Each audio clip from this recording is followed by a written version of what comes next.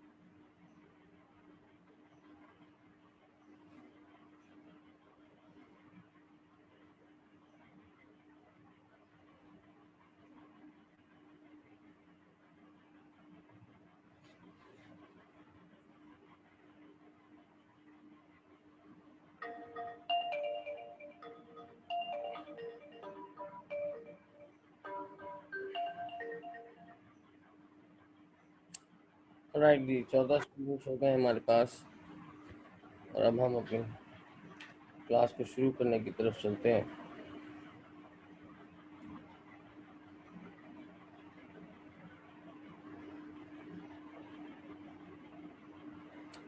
आज हमें जो बात करनी है, अच्छा पहले ये बताइए कि इलेक्ट्रोलिसिस में रिएक्शन की प्रेडिक्शन तक हमने सीखा। कितने बच्चों ने उसको रिकैप किया? नहीं भी किया तो बता दो।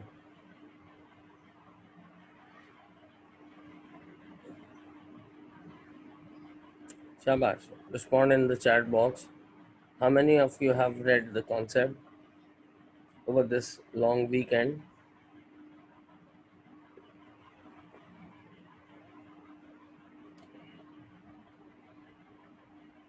ओके, एक उजैर ने पढ़ा है, बाकी सब ने छुट्टी मनाई है। Hello Fatima, good to see you.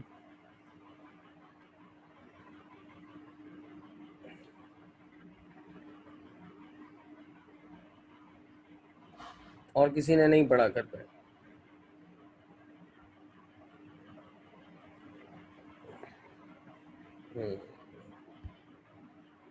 मतलब है अलार्मिंग सिचुएशन है। अब आपका एक टेस्ट रखा जाने वाला है फॉर द मंथ ऑफ सितंबर। एक नहीं, 2 टेस्ट होंगे आपके, ताकि आप पढ़ना शुरू करें, अदरवाइज आप पढ़ेंगे नहीं। So start your preparation for both of the concepts. Second वाला जितना हो चुका है उतना कीजिएगा। ओके, आज बात शुरू करेंगे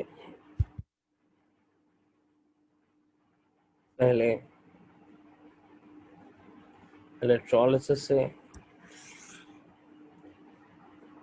अब तक हमने रेडॉक्स देखा है, सेल्स देखे हैं, सिंपल सेल, फिर कंप्लीट सेल, फिर और भी मुख्तलिफ चीज़ें, रिएक्शन की प्रेडिक्शन वगैरह वगैरह, बहुत सारी चीज़ें हमने देखी।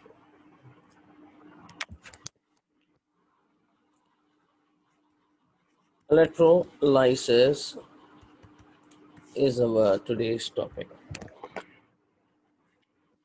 अच्छा, it is not as easy as you have done in your O levels. ये इतना आसान नहीं है, इसमें थोड़ा सा दिमाग भी चाहिए, एक्टिव दिमाग चाहिए और डेटा बुकलेट चाहिए. मतलब ये दो चीज़ें हमें चाहिए होती हैं. इलेक्ट्रोलिसिस क्या है? What is electrolysis? Electrolysis, a process in which a chemical change is observed when electrical current passes through an electrolyte.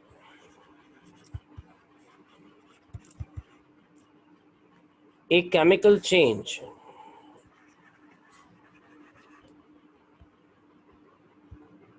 right?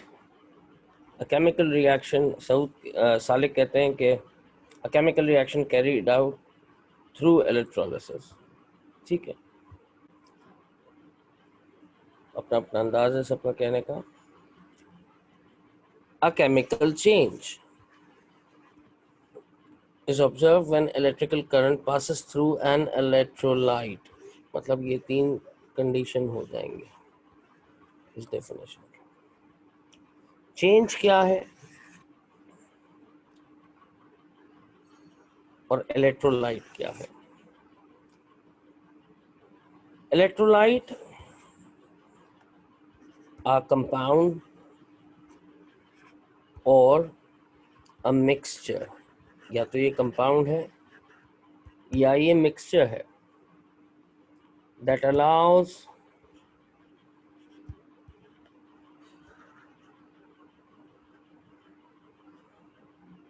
electricity to move across. एक ऐसा कंपाउंड या मिक्सचर जो खुद में से इलेक्ट्रिसिटी को अलाउ करे कि वो उसमें से पास कर सके. तो कौन सा कंपाउंड है और कौन सा मिक्सचर है, पहले इस बात को देख लो.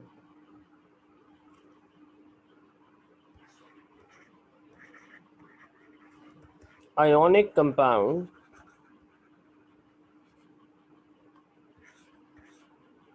only allows electricity when they are molten. Ionic compound कब इलेक्ट्रिसिटी को अलाउ करेंगे? जब वो मोल्टन हो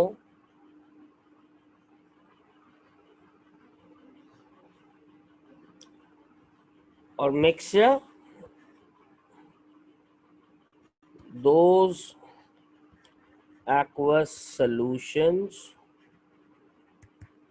that possess enough number of ions, right? ये यूं हो सकता है कि aqueous solution of ionic compound, ये है एक सिचुएशन. या फिर aqueous solution of acids, ये एक सिचुएशन. एसिड्स भी इनफ नंबर ऑफ आयन्स दे देते हैं. आयोनिक कंपाउंड तो खुद से बना हुआ है आयन से, तो obviously it will also release ions once it is dissolved in water. लेकिन प्योर आयनिक कंपाउंड इलेक्ट्रिसिटी को उस वक्त अलाउ करते हैं कि जब वो मोल्टेन स्टेट में हो। तो इलेक्ट्रोलिसिस की तीन मुख्तलिफ नौइयतें हो सकती हैं, तीन मुख्तलिफ एस्पेक्ट्स हो सकते हैं, जिनको हम वन बाय वन डिस्कस करेंगे। अच्छा, अब रहा सवाल, ये तो हो गई इलेक्ट्रोलाइट की बात,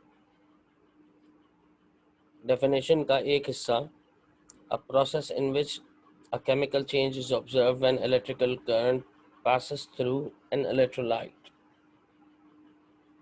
ये तो एक लफ्ज़ के मतलब हमें पता चले कि इलेक्ट्रोलाइट कौन है।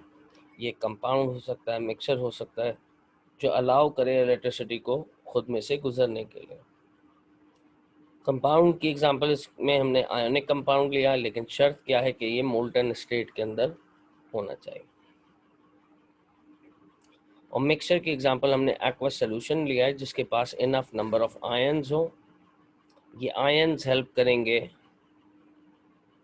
कंडक्शन ऑफ इलेक्ट्रिसिटी में। देखो फर्क रखना, इलेक्ट्रोलाइट में electricity passes through ions, conductor में electricity passes through free delocalized electron. तो दोनों बातों में फर्क है। You can never call this as conductor, कि कंडक्टर में इलेक्ट्रिसिटी किसके थ्रू मूव करती है, फ्री इलेक्ट्रॉन के थ्रू, और आयंस में, इलेक्ट्रोलाइट में आयंस के थ्रू। अच्छा, इसका स्क्रीनशॉट ले लीजिए।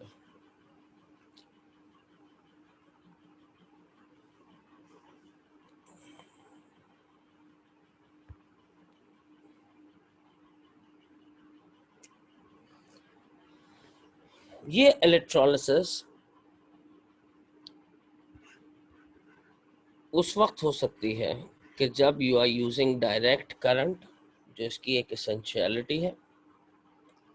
You can not use alternating current for electrolysis, क्योंकि ऑल्टरनेटिंग करंट हर लम्हे नेचर ऑफ इलेक्ट्रोड को तब्दील करता रहेगा, जिसकी वजह से किसी किस्म का कोई चेंज आपको ऑब्जर्व नहीं हो। अच्छा, एक लफ्ज और रह गया, केमिकल चेंज। केमिकल चेंज का मतलब क्या है? केमिकल चेंज का मतलब है आयंस गेटिंग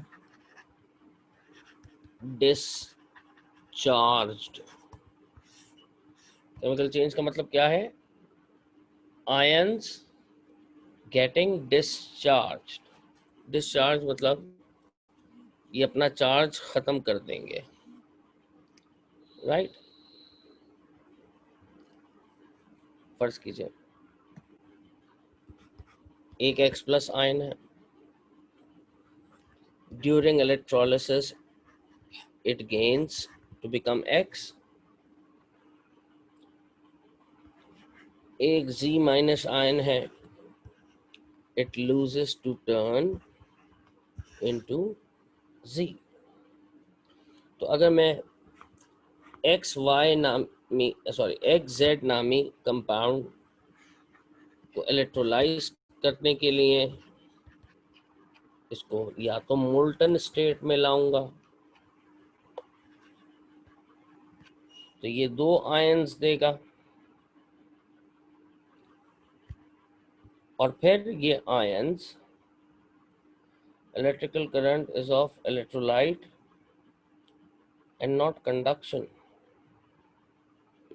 है ना? दोबारा से कहो, सोचो क्या कहना चाह रही हो, सही तरह से कहो। ये दोनों आयंस जो इस कंपाउंड के पास थे, इन्होंने खुद को क्या किया? डिस्चार्ज किया। डिस्चार्ज का मतलब अपने चार्ज को ख़त्म किया। कब? जब इसमें से इलेक्ट्रिकल करंट पास हुआ, है ना। तुम्हें मिले ऑल्टरनेटिव वर्ड्स अपनी बात को एक्सप्लेन करने के लिए? तुम्हारा सवाल ये है, electric current is of electrolyte and not conduction.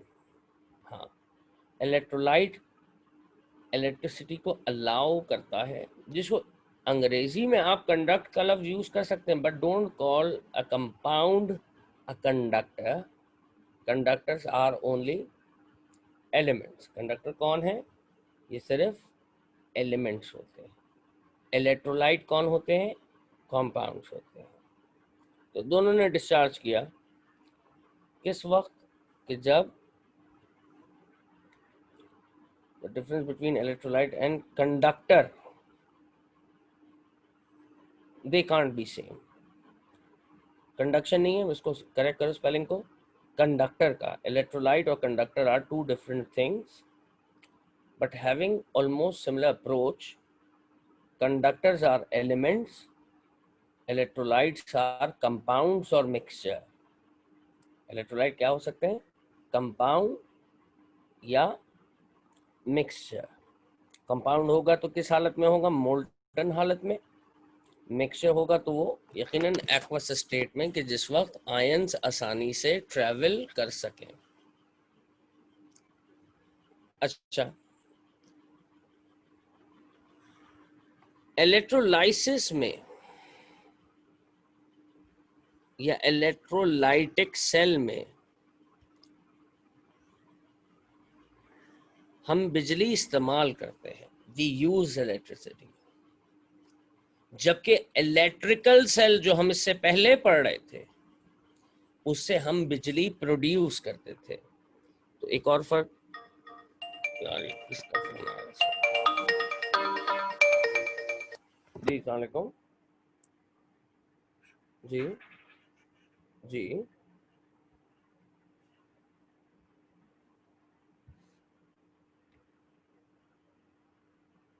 Ji ji ji. Sir मैं आपसे थोड़ी देर में फ़ोन कर लूँ, मैं अभी ज़रा क्लास के अंदर हूँ। ठीक है सर, मैं तकरीबन आपको 2 बजे तक कॉल कर लेता हूँ। Okay, thank you.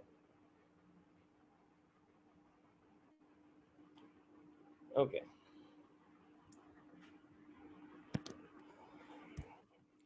Electrical cell में, electrical cells are for producing electricity.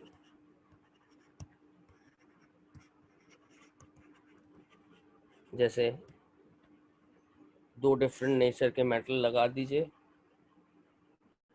आपको बिजली प्रोड्यूस होती हुई नज़र आनी शुरू हो जाएगी, जैसे आपने वहाँ पे डिफरेंट वोल्टेजेस कैलकुलेट किए। और इलेक्ट्रोलाइटिक सेल क्या है? इलेक्ट्रोलाइटिक सेल, ये लफ्ज़ों की पहचान इसलिए बता रहा हूँ कि सवाल को समझना आसान हो। लाइटिक सेल यूजेस इलेक्ट्रिसिटी, ये इस्तेमाल करता है, और इस्तेमाल करने के बाद एक केमिकल चेंज कॉज करता है। It is causing a chemical change to happen. Okay, now ये मेरे पास एक सेल है जिसमें this is the source of direct current, ये इसका पॉजिटिव टर्मिनल, ये इसका नेगेटिव टर्मिनल। ठीक, positive terminal is called anode, जिसका बहुत इम्पोर्टेंट रोल होता है किसी भी इलेक्ट्रोलाइटिक सेल के अंदर। एनोड सबसे इम्पोर्टेंट कैथोड भी है, लेकिन एनोड एक ही एक्वा सोल्यूशन में मुख्तलिफ किस्म की प्रोडक्ट दे सकता है अगर नेचर ऑफ एनोड डिफरेंट हो। बात करूंगा अभी इसके ऊपर। और ये कैथोड है। कैथोड अगर मैं बात करूं, what is cathode? Cathode is a conductor. ये इलेक्ट्रोड्स क्या होंगे? दोनों, एनोड और कैथोड दोनों क्या हैं? कंडक्टर है। ये मुख्तलिफ अक़साम के हो सकते हैं। They can be of carbon, platinum और अदर मेटल, और कोई भी मेटल, लेकिन ये दो are example of inert electrode. ये दोनों किसकी एग्जाम्पल है? Inert electrode. ठीक है। तो कैथोड क्योंकि नेगेटिव नेचर का है, सो इट अट्रैक्ट्स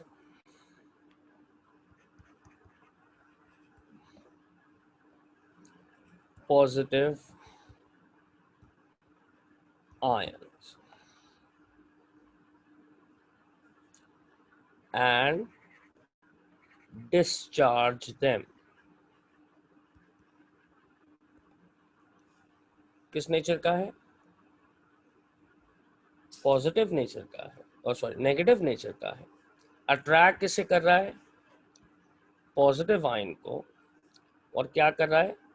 डिस्चार्ज कर रहा है। पॉजिटिव आयन को अगर डिस्चार्ज होना है, ये रहा, यहां देखो, पॉजिटिव आयन को अगर डिस्चार्ज होना है, so it needs to gain electron. Positive ion needs to gain electron to get discharge। अब डिस्चार्ज का मतलब क्या है? पहले इसके ऊपर चार्ज मौजूद था प्लस का, अब इसके ऊपर कोई चार्ज मौजूद नहीं है, इसका मतलब होता है डिस्चार्ज। जो भी तरीका कार हो उसका डिस्चार्जिंग का, जितने इलेक्ट्रॉन ये गेन करना चाहता हो या जो उसकी डिमांड हो, उतने इलेक्ट्रॉन अगर इसको मिल जाए तो ये डिस्चार्ज हो जाएगा। तो यानी कैथोड पे गेनिंग ऑफ इलेक्ट्रॉन हो रही है, तो मैं ये कह सकता हूं कि कैथोड पर, एक और पॉइंट बना लेता हूं, reduction happens at cathode. Cathode पे क्या होगा? रिडक्शन होगी।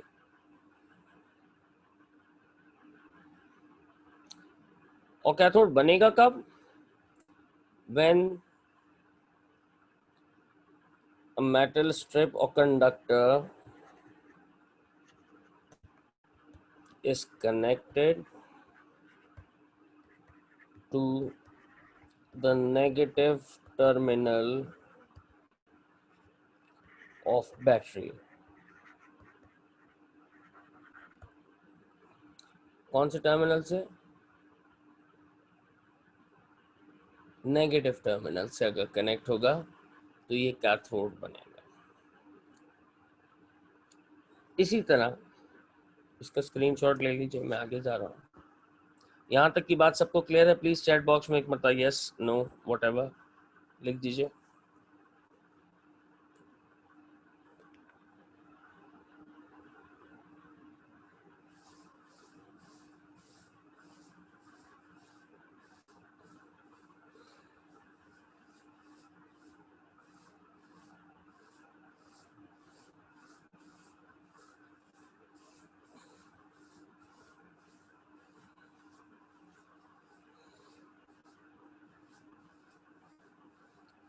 बस 5 बच्चों ने मुझे रिस्पॉन्ड किया, बाकी 12 बच्चे सो रहे हैं।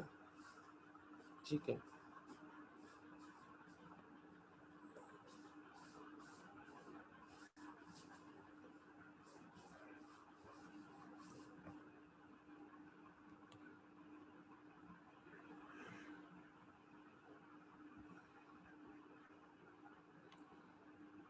ओके, चलिए कुछ बेहतर हुआ नंबर। Okay,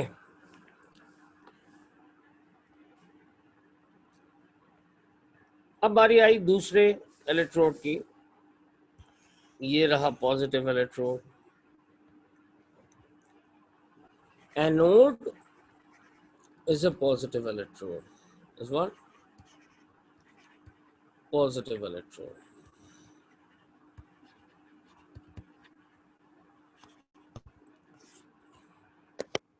Right? अच्छा, ये भी दो नेचर्स का हो सकता है। इनर्ट अगर कार्बन का है यानी ग्रेफाइट या प्लैटिनम, तो इसको इनर्ट माना जाता है। और अदर देन कार्बन और प्लैटिनम हो,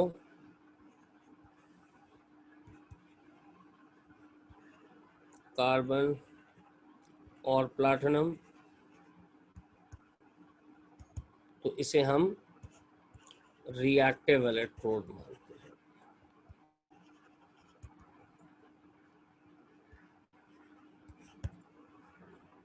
अगर ये इनर्ट है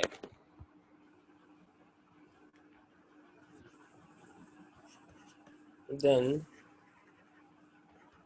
it will never dissolve। अगर ये इनर्ट है तो ये डिसॉल्व नहीं होगा किसमें? Dissolve in electrolyte. This will never dissolve in electrolyte, या मैं यूं कहूं नेवर इन्वॉल्व। इस बात को याद रखिएगा। तब कौन इन्वॉल्व होगा? अगर ये इनर्ट होगा तो anions of electrolyte will involve in the process।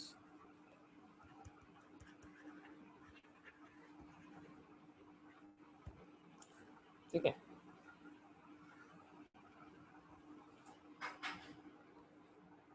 बनेगा कब? जब बैटरी का पॉजिटिव टर्मिनल कनेक्ट होगा। अट्रैक्ट किसे करेगा? अट्रैक्ट भी एनाइंस को करेगा। बस शर्त क्या है कि अगर इनर्ट होगा तो ही एनाइन को अट्रैक्ट कर पाएगा। अगर रिएक्टिव होगा then it will dissolve in electrolyte। अगर रिएक्टिव होगा तो ये डिसॉल्व हो जाएगा किसमें? इलेक्ट्रोलाइट में। तो इस बात का जहन में थोड़ा सा स्पेस रखिएगा। कार्बन प्लैटिनम का नजर आए तो एनाइंस को, अब एनाइन देखें। अब फर्स्ट करते हैं एनाइन, मैंने उस वक्त कौन सा लिया था?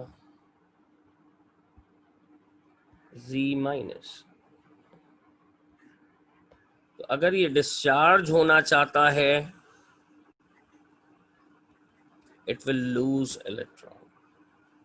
तो ये क्या करेगा? इलेक्ट्रॉन लूज करेगा। Losing electron. तो ये प्रोसेस क्या कहलाएगा? ऑक्सीडेशन। ठीक है, कब? जब ये एनाइन को अट्रैक्ट करे। लेकिन अगर ये रिएक्टिव नेचर का है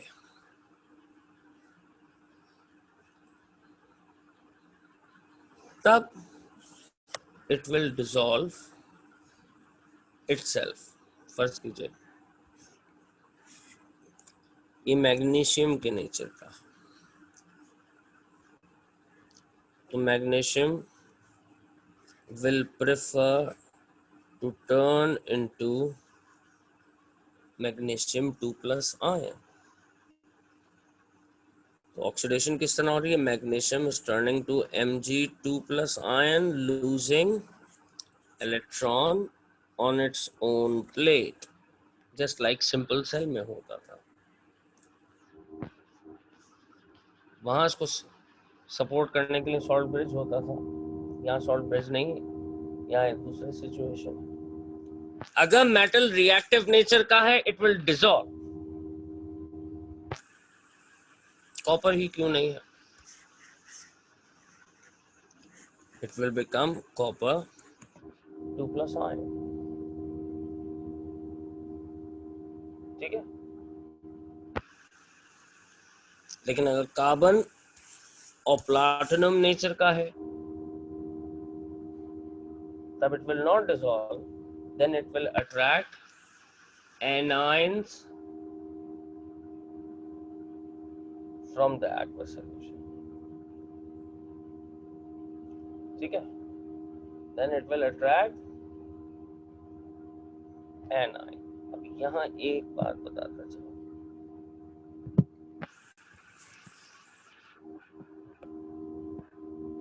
ठीक है. मैंने अब इस तरह शेप कर दिया कि अब हम एक क्वेश्चन की तरफ पहुंच सके. लेकिन फिलहाल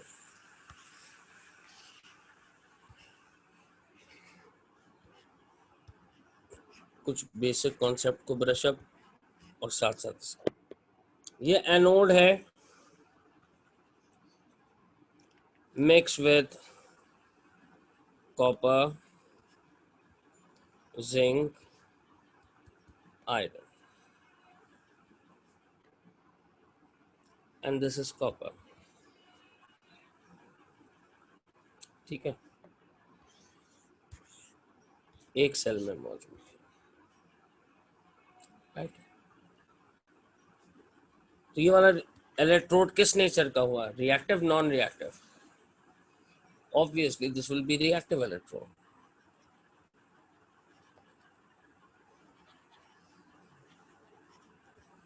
ये कॉपर का हो या कार्बन का हो, it does not make any difference. Cathode reactive हो या ना हो, it does not make any difference. Anode, anode is the one that decides everything. तो एनोड अगर रिएक्टिव नेचर का है,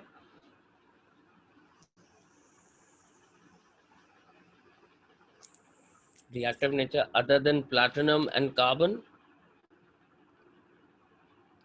तो आयरन भी सोल्यूशन का हिस्सा बन जाएगा, जिंक भी सोल्यूशन का हिस्सा बन जाएगा, कॉपर भी सोल्यूशन का हिस्सा बन जाएगा.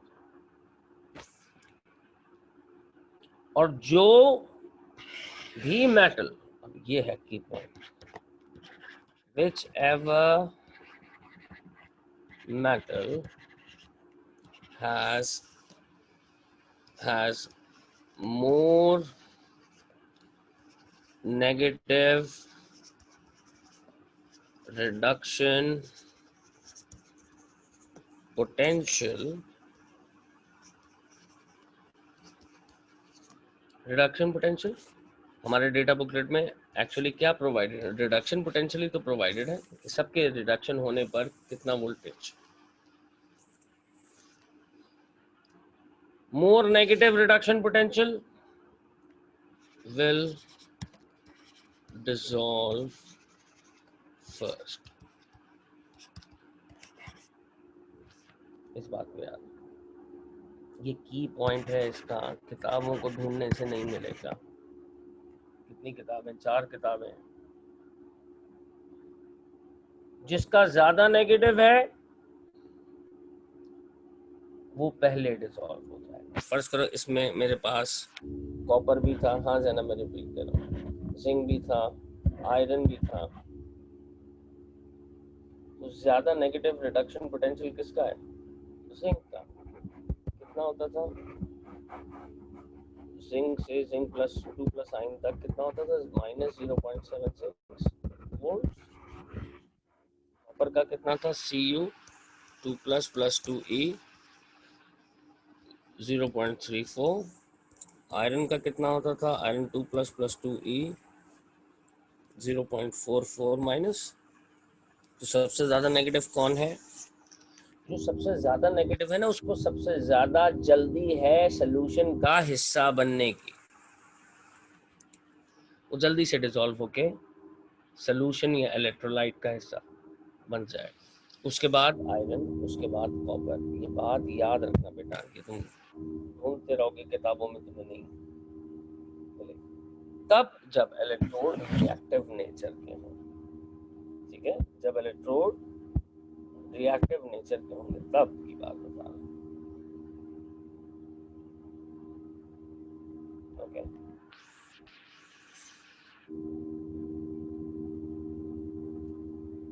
सर ये तो समझ में आ गया कि कौन जल्दी आएगा।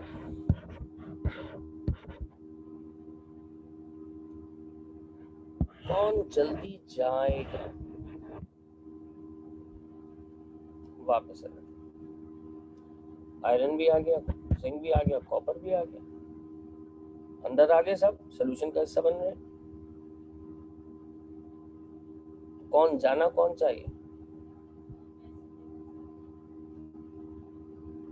जाएगा वो जो ज्यादा positive, one that is having more positive reduction potential. ये मैं डेटा बुकलेट के रेफरेंस से बात कर रहा हूँ। More positive reduction potential,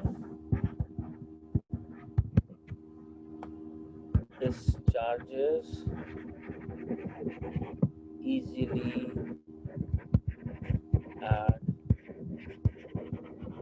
cathode। जरा बताओ सारे बच्चे रिस्पॉन्ड करके, ये पॉइंट किस किस के समझ में आए?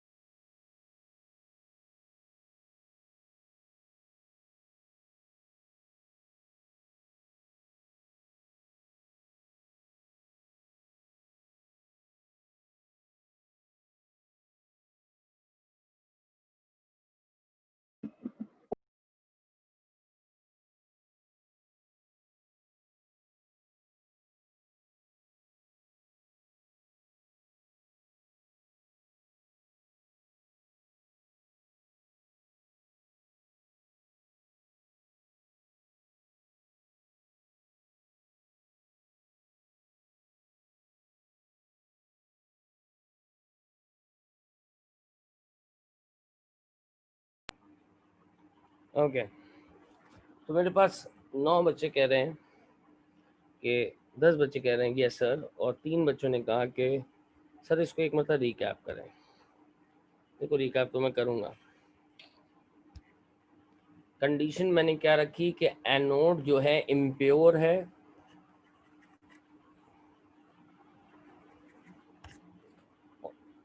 और अगर इम्प्योर हो, प्योर है तो कोई और ऑप्शन ही नहीं है ना, एक ही एलिमेंट है,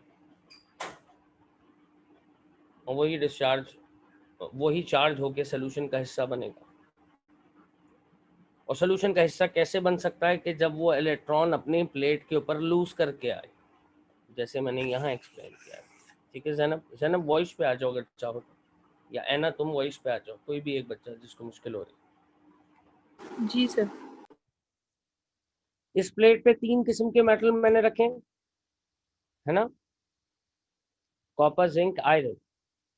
इन तीनों में से डेटा बुकलेट खोल के देखो, जिसका इलेक्ट्रोड पोटेंशियल ज्यादा नेगेटिव है, यानी जो स्टैंडर्ड इलेक्ट्रोड पोटेंशियल हम रिडक्शन की बेसिस पे लिखते हैं, अगर ये ज्यादा नेगेटिव है तो ये सबसे पहले डिसॉल्व होके सोल्यूशन का हिस्सा बन जाए, और सोल्यूशन का हिस्सा बनेगा। और जो जितना ज्यादा पॉजिटिव है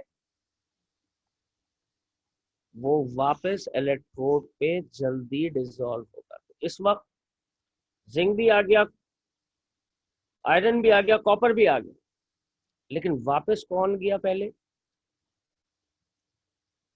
कॉपर, क्योंकि कॉपर सबसे ज्यादा पॉजिटिव था, इसका रिडक्शन सबसे आसान है। जिस मेटल का जितना ज्यादा नेगेटिव है उसका ऑक्सीडेशन उतना आसान है, जो जितना पॉजिटिव है उसका रिडक्शन उतना ही आसान। ये की पॉइंट है आज की क्लास का। जैनब, कुछ बात आती है दिमाग के अंदर? जी सर। है ना? What will happen to cathode? Cathode में इम्प्योरिटी हो, कैथोड, है ना, ढूंढ के लाइए तुम भी sir. Cathode never dissolve, and whether it has impurity or not, that will not hinder the deposition of ion coming from aqueous solution. ठीक है, कि डिसॉल्व होने का ऑप्शन किसके पास है? एनोड के पास। किस वक्त के? जब वो रिएक्टिव। ये ऑप्शन किसी और के पास है ही नहीं, कैथोड के पास है ही नहीं। Khwaja Sinan, Khwaja Sinan, are you there? Hello Samit, how are you? Samit, तुम्हें देख के बड़ी खुशी हो रही है।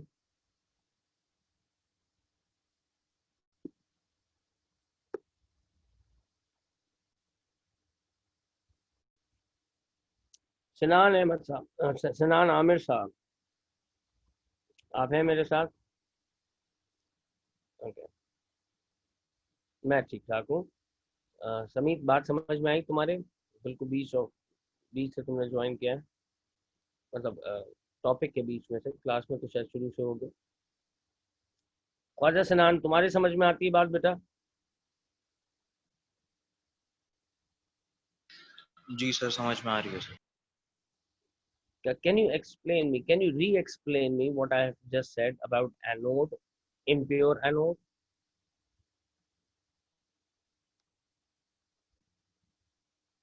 हाँ बेटा।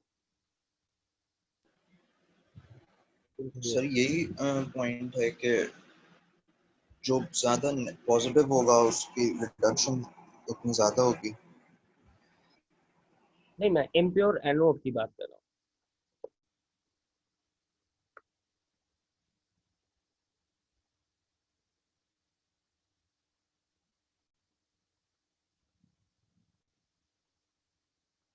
असरा, अच्छा तुम्हारी बात समझ में आती है कि एनोड पे एक से ज्यादा मेटल है, राइट? सब रिएक्टिव नेचर के हैं, तो पहले कौन डिसॉल्व होगा, पहले कौन सोल्यूशन का हिस्सा बनेगा? जिसका रिडक्शन पोटेंशियल डेटा बुकलेट के हिसाब से ज्यादा नेगेटिव है। यानी जो ज्यादा नेगेटिव होता है वो इजीली ऑक्सीडाइज हो सकता है, और जो ज्यादा पॉजिटिव होता है वो इजीली रिड्यूस हो सकता है। क्या ये बात मैं इससे एक्सट्रैक्ट आउट कर लूं? है ना? आयरन, जिंक और कॉपर को एनोड पे क्या हुआ?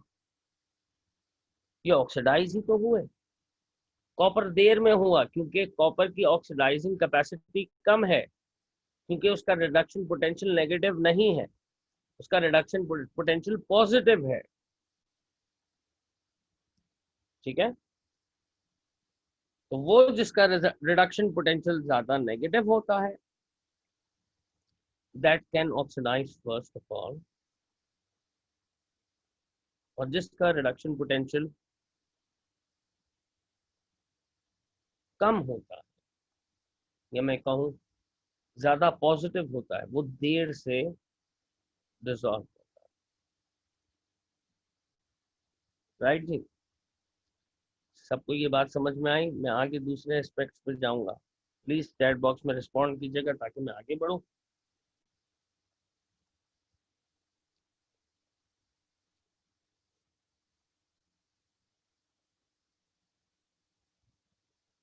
सब लोग कर दीजिए एक साथ जल्दी से, यस नो जो भी लिखना है। जैनब, एना, तुम लोगों ने सवाल पूछे थे, are you people clear with this? Khwaja Sanan, तुम्हारी बाद में आवाज नहीं आई जब एक्सप्लेनेशन के लिए कहा।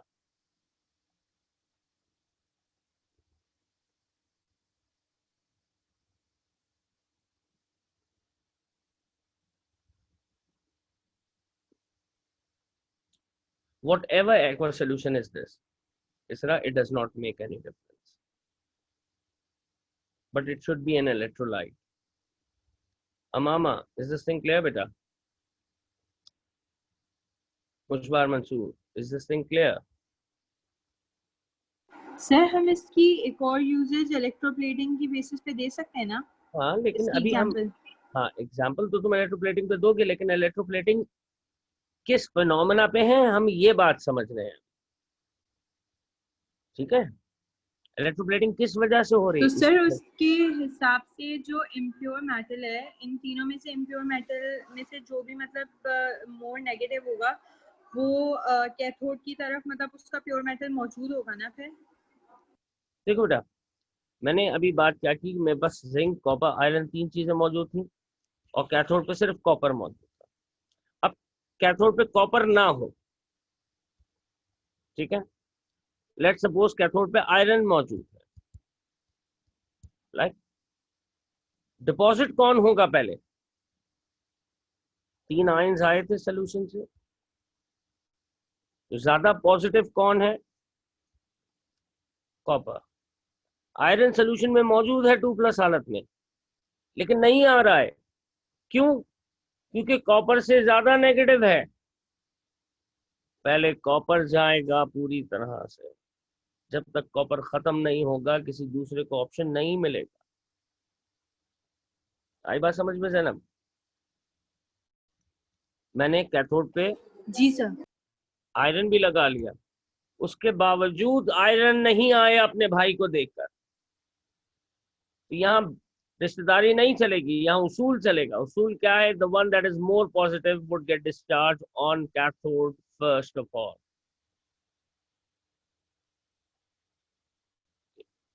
राइट? मेरी स्टेटमेंट दिमाग बना रही है? जी sir. Okay.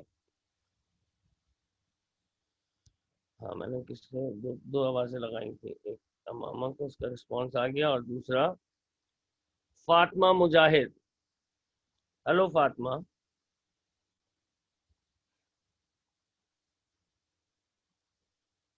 Fatima, are you there? Are you awake?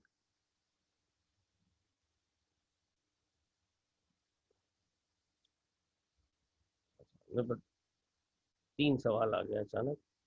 Fatima तुम बताओ, तुम जाग रही हो? एक मिनट, पहले मैं मुशबार की स्टेटमेंट पढ़ूं। पहले मुशबार, नहीं मुशबार की तो पहले आ गई। Sir, can it be that the anode has both inert like carbon and reactive? हाँ, ऐसा हो सकता है, लेकिन ऐसा आम तौर पे मुमकिन नहीं है। एग्जामिनर जो केस प्लॉट करता है उसमें या तो रिएक्टिव रखेगा या इनर्ट रखेगा, मिक्स नहीं करेगा। रिएक्टिव हो तो बहुत सारे भी हो सकते हैं, एक अकेला भी हो सकता है, लेकिन अगर इनर्ट है तो उसमें इम्प्योरिटी एग्जामिनर कॉज नहीं करेगा। इसके पूरे 12 मार्क्स के क्वेश्चन है, सेकंडों में सॉल्व करते हैं बच्चे। अगर ये पॉइंट्स क्लियर हो जाए इलेक्ट्रोलिसिस में, ये सबसे इंपॉर्टेंट चीज है जो मैं बता रहा हूँ ऑनेस्टली। नॉलेज ढूंढ लेना, मिल जाए तो मुझे बता देना कि ये बात लिखी हुई है कि आपने जिस तरह से कहा। अच्छा, फिर इस तरह का क्वेश्चन है, the element never react with aqueous solution, why would they? हम इलेक्ट्रोलिसिस कर रहे हैं, इनको रिएक्शन की जरूरत ही नहीं पड़ती। By the end of the topic मैं तुम्हें बताऊंगा इसरा कि रिएक्शन तुम किसे कह रही थी। रिएक्शन क्या है? कॉम्बिनेशन का चेंज होना ना, राइट? तो अगर कॉपर प्लेट पे चला जाता है और उसकी जगह जिंक ले लेता है, तो अब मेरे पास रिमेनिंग सॉल्ट क्या बच जाएगा? Zinc sulphate. तो तुम उसको रिएक्शन कह लो, या तुम इसे डिस्प्लेसमेंट कह लो, या तुम इसे रिप्लेसमेंट कह लो। सारी बात समझ में Isra? But they are not allowed to react with aqueous solution. ओके, फिर इसके बाद Kanza, she saying, can an electrode be impure containing active, ये तुमने वही सवाल पूछा जो किसने पूछा था, मुशबार ने। तो I hope that is clear Kanza. Combination examiner दे सकता है उसका, लेकिन दो रिएक्टिव का दे सकता है, रिएक्टिव और इनर्ट का जोड़ बनता नहीं है, ठीक है ना, वो बहुत ब्रिटल हो जाएगा। ओके, फिर नेक्स्ट मेरे पास क्वेश्चन है अजीज मियाँ का। अजीज कह रहे हैं कि सर इस तरह से एनोड भी एक एक मेटल करके खत्म हो जाएगा। जनाब बिल्कुल सही पहचाना आपने। और कोई सवाल अच्छा सा? शाबाश, अच्छे क्वेश्चन थे, मुझे मजा आया, लेकिन फिर भी थोड़े से हल्के थे। लेकिन क्या कॉन्सेप्ट दिमाग में बैठ गया तुम लोगों के, ये सबसे इम्पोर्टेंट बात है। ओके, अल्हम्दुलिल्लाह रब्बिल आलमीन। तो अभी हमने इलेक्ट्रोलिसिस को शुरू किया है, और शुरू में ही हमने काफ़ी आज की मतलब काफ़ी इम्पोर्टेंट चीज़ें हमने डिस्कस की तुम्हारे साथ। अच्छा, अब मैं एक एस्पेक्ट और डिस्कस करना चाह रहा हूँ तुम्हारे साथ। अभी मेरे पास है, तुम लोग 3 मिनट लेट आए थे तो मैं 3 मिनट एक्स्ट्रा ही लूँगा। अगर मैं बात करूं फैक्टर्स अफेक्टिंग सेलेक्टिव डिस्चार्ज अपनी मर्जी से, इलेक्ट्रोड अपनी मर्जी से डिस्चार्ज करवा रहा है। देखो ना, अभी मैंने थोड़ी देर पहले तुमसे क्या कहा, कॉपर भी सोल्यूशन में आ चुका था, जिंक भी आ चुका था, आयरन भी आ चुका था, लेकिन कैथोड किसको अलाउ कर रहा था? जिसका इलेक्ट्रोड पोटेंशियल सबसे ज्यादा पॉजिटिव था। तो ये इलेक्ट्रोड ने खुद सेलेक्ट किया ना। फर्ज करो कॉपर नहीं होता, जिंक आयन होता, आयरन होता और एक्वस सोल्यूशन होता, तो कौन डिस्चार्ज होता? शाबाश, जल्दी से बताओ।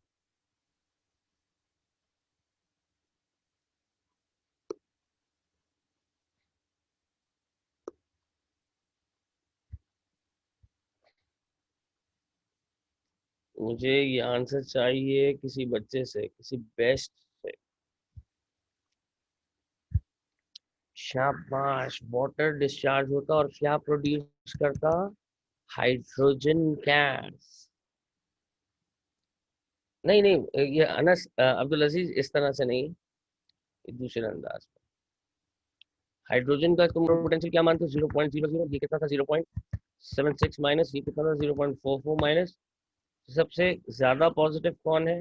Hydrogen, which is coming from which source? water। अब ये जाता, चलो अभी तो केसेस आएंगे तब मजा आएगा जब उसके पास पेपर करेंगे। Okay, factors affecting selective discharge during this process। पहली चीज क्या है? पहली चीज है रिएक्टिविटी ऑफ कैट आयन। वही बात,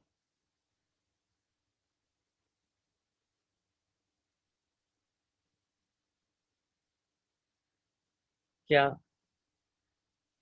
कि रिएक्टिविटी मोर नेगेटिव। अच्छा, इसमें रिएक्टिविटी दो डिफरेंट एस्पेक्ट से आ सकती है, तो मुझे यहाँ पे मेंशन करना है। तो रिएक्टिविटी आ सकती है with respect to cation, cathode, cathode पे और एनोड पे, दोनों अलग अलग क्राइटेरिया ना। कैथोड पे कौन डिस्चार्ज होगा पहले? At cathode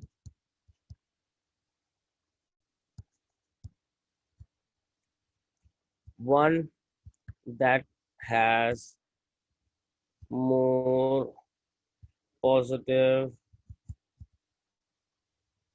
electrode potential can be discharged first of all. ठीक है, तो अगर मैं तुम्हारे सामने बहुत सारे कैटाइन, कॉपर, जिंक, आयरन और सिल्वर, एक और ऐड कर लेते हैं मैग्नीशियम, तो मैग्नीशियम का रिडक्शन पोटेंशियल कितना है, -2.37, जिंक का -0.76, कॉपर का +0.34, आयरन का -0.44, सिल्वर का +0.8। अगर एक मिक्सचर में ये सब मौजूद हो तो सबसे पहले कौन डिस्चार्ज होना चाहिए?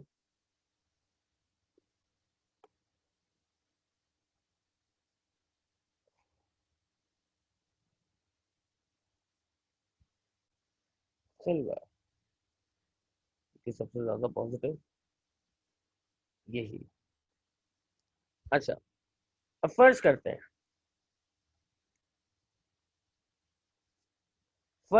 हैं, कि एनोड रिएक्टिव नहीं है। रिएक्टिव था तो हमने देखा कि वो पहले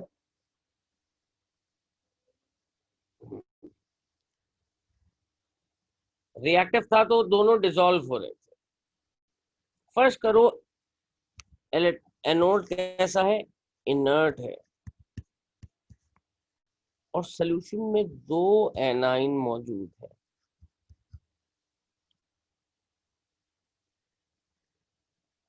आयोडाइड भी है और क्लोराइड भी। ये सिचुएशन अभी तक नहीं डिस्कस हो पाई। अगर एनोड कैसा है, इनर्ट, रिएक्टिव था तो डिसॉल्व हो रहा था, लेकिन इनर्ट है तो डिसॉल्व नहीं होगा।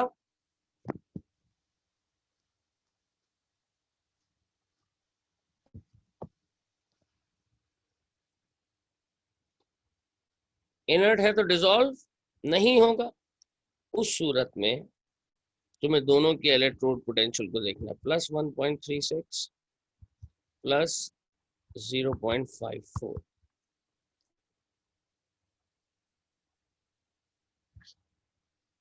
कौन डिस्चार्ज होगा? The one which is less positive.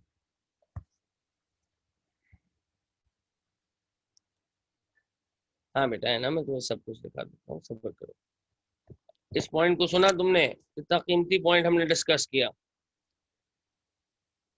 कि अगर एनोड इनर्ट है, पहली कंडीशन,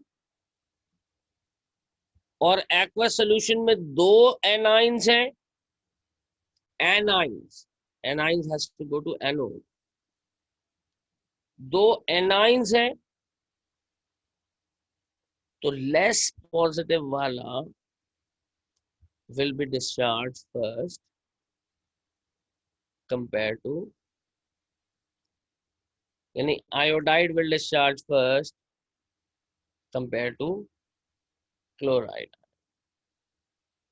ठीक है बेटा, ये बात यहाँ तक किसी को कोई सवाल है तो मुझसे पूछ सकता है। यहाँ पे मैं स्टॉप करूंगा इसे। आज की क्लास को हमने जो सीखा, आई विश कि तुम लोग इसको पढ़ के बैठो। कि सवाल कोई है तो प्लीज मुझसे यहाँ पे पूछ लो। Anna Singh, can you show the previous slide? If it is inert, why will they react? They are not reacting, they are being attracted। ये रिएक्ट नहीं कर रहे हैं, ये अट्रैक्ट हो रहे हैं टुवर्ड्स एनोड। कौन पहले अट्रैक्ट होगा? जिसका इलेक्ट्रोड पोटेंशियल लेस पॉजिटिव होगा।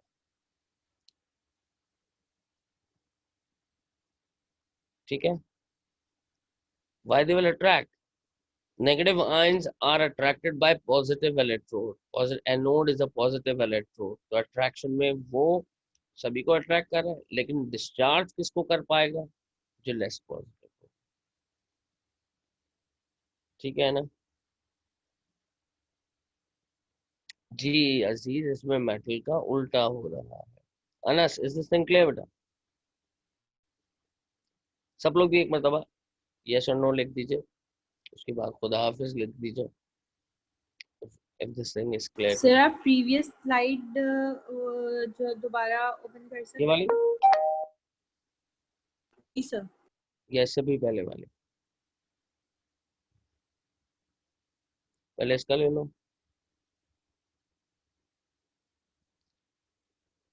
फिर इसका ले लो।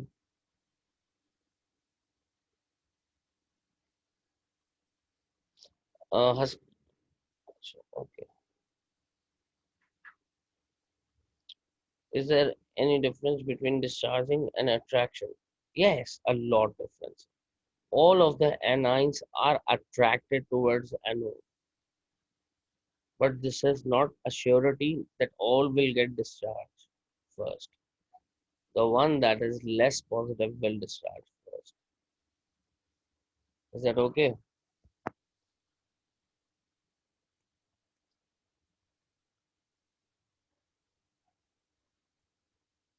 Yes, Kanza. Is this clear? Okay. So पीछे आओ।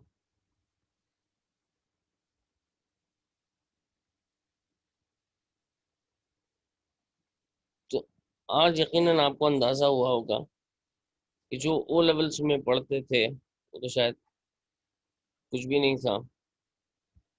जो आज आपने इलेक्ट्रोलिसिस पढ़ी, आज आपने कुछ सीखा भी, कुछ पॉइंट्स को अंडरस्टैंड भी कर लिया। किताब पढ़ेंगे बैठ के घर पे और फिर इंशाल्लाह आंसर करेंगे क्वेश्चंस के। तो यहाँ पे we are signing off for today. Will see you tomorrow इंशाल्लाह एट 10 a.m. अल्लाह हाफिज बच्चों।